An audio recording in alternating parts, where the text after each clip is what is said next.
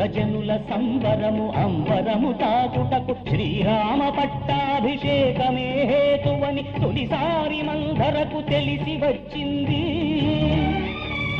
వెంటనే ఆమెలో ఈర్ష్య హెచ్చింది. పగగొన్న త్రాసులా పరుగు పరుగున వెళ్ళి కైకేయి చెవిలోన విషము గక్కింది.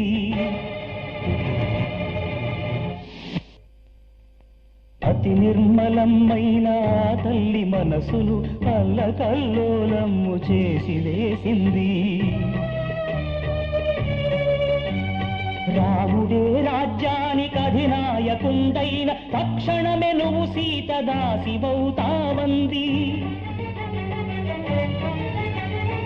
ఒక్కగానొక్కడవు యువనేత నీ బిడ్డ రామబంటుగా మారి తీరవలెనంది. తన్ను మాలిన నీతి తగదు తగదంది. సవతి పుత్రుని పట్ల జాలెందుకంది. అనగానగా రాగమతిశయించిన రీతి వినగ వినగా చెడు హితవు అగునేమో. మొదట దుర్భరముగా తాను భావించిన ప్రతి మాట కైకకి పుడనుగా తోచింది. జాగు చేసిన శుభము జారిపోననుకొంది. మదిలోన బుసకొట్టు మార్పునకు గుర్తుగా ఒక్క నిమిషములోనే వలువలొక్కటి దక్క వన్నెలను చిన్నెలను ఒలిచివేసింది.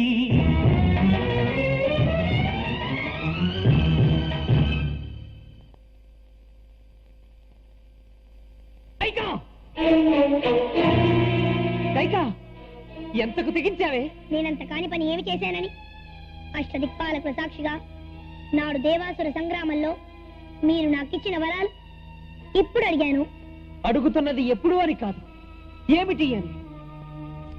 రఘువంశవర్ధనుడు జ్యేష్ఠ కుమారుడు శ్రీరామచంద్రుడుండగా భరతునికి పట్టాభిషేకమా? రాముడుండగా భరతునికి పట్టాభిషేకం చేయమని కోరే వెర్రిబాగుల దాని కాను నేను. అందుకే రాముడు జటావల్కాలు ధరించి 14 ఏళ్లు అరణ్యవాసం చేయాలి. ఇది నా రెండవ కోరిక. రామయ్య అరణ్యవాసమా? నీకు మనసు చెలించిందా? మమత నశించిందా? నీవు నిజంగా తల్లివేనా? తల్లిది కాబట్టే నా బిడ్డను గురించి ఆలోచించాను. కాదంటే విషయం తాగి చేస్తాను. అమ్మా కైకమ్మ తల్లి, సర్వజనాభిరాముడైన శ్రీరాముని కంటే నీకు భరతుడే ముఖ్యమైతే వాడినే రాజును చేస్తాను. కానీ నన్ను నా రాముని వేరు చేయకు. వాడు నా ప్రాణం. ఆడిన మాట కోసం ఆలినే మీ హరిశ్చంద్ర వంశంలో పుట్టిన మీరు పుత్రవాత్సల్యానికి బానిస చేసిన భాషలు తప్పుతారా? ఓసి దుష్ట, ముద్దుల భార్యవని నెత్తిలెక్కించుకున్నందుకు ఎంత కఠిన శిక్ష విధించావే. రారా రామా అని నోరారా పిలిచిన నోటితో పోరా కానలకని నేనెలా చెప్పగలను? తెల్లవారితే శ్రీరామ పట్టాభిషేకం అన్న ఆనందంతో ఓలలాడుతున్న అయోధ్యవాసులకు నా ముఖం ఎలా చూపించగలనే? పాతకి ఎలా చూపించగలను? దేవి, శ్రీరామచంద్రుల వారు తమ దర్శనం కోరుతున్నారు, రమ్మను.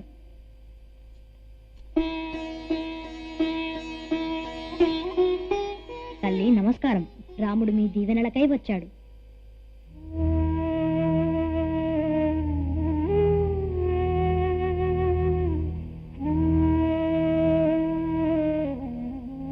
అమ్మా, తండ్రి గారికి ఏమైంది? మనసులోని మాట చెప్పలేక మానసిక క్షోభకు గురైనారు. ఎప్పుడో మీ తండ్రి గారిచ్చిన 2 వరాలు నేనిప్పుడు కోరాను. మొదటిది భరతుడికి పట్టాభిషేకం, రెండవది 14 ఏళ్లు నీకు అరణ్యవాసం. ఇచ్చిన వరాలు కాదనలేక, నీతో ఆ మాట చెప్పలేక. అమ్మను మించిన అమ్మవు, నీ మాట తండ్రి మాట కాదా అమ్మా? ఆ సూర్య భగవానుడాదేశమిచ్చిన తండ్రి ఆనతి జవదాటనమ్మా. చిన్నారి భరతుని చిరునవ్వుతో నేడే సింహాసనాధి సుసేయుమమ్మా. నీవు కోరిన రీతి నే నారచీరలు ప్రీతితో ఇప్పుడే ధరింతునమ్మా.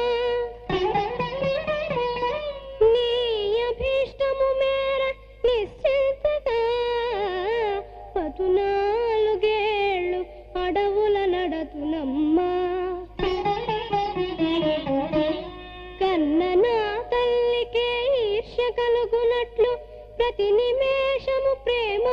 ఉంచినట్టి నీరు నమ్మును తీర్చడు నియతి కంటే వేరే ఆశించనేది దీవింపుమమ్మా.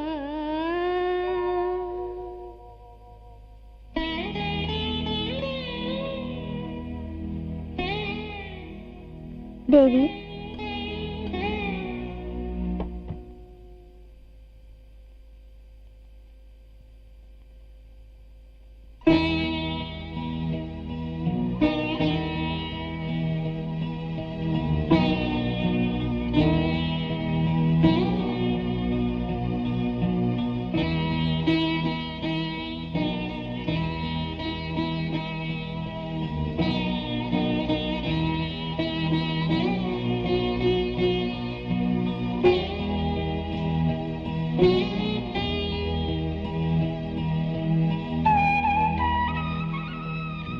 జానకి, ఏమిటి వేషం? మీతో పాటే నేను. తండ్రి మాట అనుసరించడం మీ ధర్మం, మీ అడుగుజాడల్లో నడవటం నా ధర్మం. ఎండకన్ను ఎరుగని సుకుమారివి. కారడవులు కడగండ్లకు నిలయాలు. అక్కడ పులులు, సింహాలు శ్రీరామరక్ష చెంతనే ఉండగా అవి నన్నేం చేస్తాయి? అయోధ్యావాసమైన అరణ్యవాసమైన మీతోటిదే నాకు స్వర్గం. కాదనకండి. అన్నా, బయలుదేరదామా? లక్ష్మణ, నువ్వు? దీపం వెంటే నీడ, అన్న వెంటే తమ్ముడు.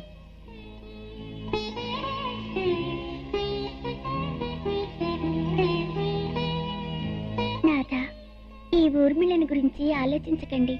అన్నా వదినల సంరక్షణకై 14 ఏళ్లు మీరు దూరం చేసుకోబోతున్న నిద్రను నాకు అనుగ్రహించండి. దేవి,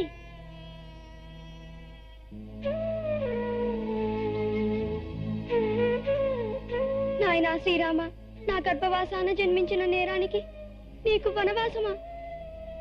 అక్క, మన రామయ్య త్యాగం భావి తరాలకు ఆదర్శమవుతుంది. అన్న వెన్నంటి కదిలే నా బిడ్డ లక్ష్మణుడి జీవితం కూడా సార్థకమవుతుంది. మానవ ధర్మాలకు ప్రతీకలు మీరు. పితృభక్తికి రామయ్య ఆదర్శం, భాతృప్రేమకు లక్ష్మణుడి నిదర్శనం. స్వార్థం లేకుండా తనయుణ్ణి అన్నకు తోడు చేసి పంపే సుమిత్ర, రామయ్య లాంటి బిడ్డను కన్న కౌసల్య మాతృస్థానానికి ఉత్తమ నిర్వచనాలు. భర్త వెంట నడిచే సీత, భర్తను వీడి బ్రతికే ఊర్మిళ పవిత్ర దాంపత్యానికి చిహ్నాలు. చూశారు కదా, సీతారామ లక్ష్మణుల వనవాసానికి వెళ్ళడం, రావణాసురుని చెల్లి శూర్పణఖ వారిని చూడడం, మోహించడం, నన్ను వివాహం ఆడవా అని అడగగా నా సోదరుడు లక్ష్మణుడు ఉన్నాడు అని తెలపగా లక్ష్మణుడు ముక్కు చెవులు కోసి పంపడం, అన్నా రావణ, రాకుమారులు నా ముక్కు చెవులు కోశారు అని రోధించడం, దాంతో కోపోద్రిక్తుడై సీతను అపహరించడం, రామరావణ యుద్ధం జరగడం, యుద్ధంలో రావణుడు మరణించడం జరుగుతుంది. ఆ తర్వాత రామునితో లక్ష్మణుడు ఆ యొక్క వైభోగం చూసి, వెండి వాకిళ్ళు సువర్ణ భవనాలు చూసి ఇక్కడి నుండే రాజ్యపాలన చేద్దామని తెలపగా రామయ్య ఇలా సమాధానమిచ్చాడు: జననీ జన్మ భూమిశ్చ స్వర్గాదపి గరీయసి. మన కన్న తల్లి లాంటి భూమి మరెక్కడా లేదు, స్వర్గం కన్నా గొప్పది అని తెలిపి అయోధ్య నగరానికి బయలుదేరారు. ఆ ఘట్టాన్ని చూద్దామా మరి?